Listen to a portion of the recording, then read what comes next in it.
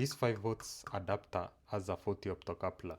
You can see how the output voltage is above the limit, reaching up to 20 volts. This condition is known as open loop. This is where the feedback circuit is not functional and the power supply cannot maintain the desired output.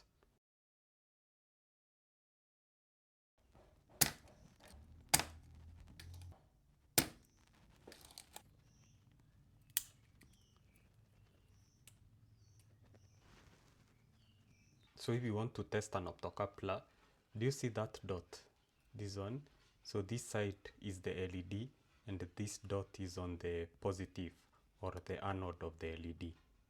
So come with some volts on the LED. Make sure you're using a resistor so you don't burn up the LED. A 100 ohm resistor is just fine. The other end of the optocoupler, which is the emitter and the collector, measure the resistance using a multimeter.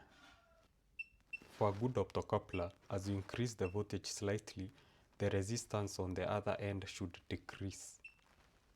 So as you can see, this one there is no change, so this is a faulty optocoupler. Let's try with another good one.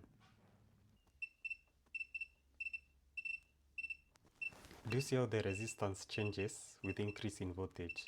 Actually, it's going down. Now we are in the ohms. So this one is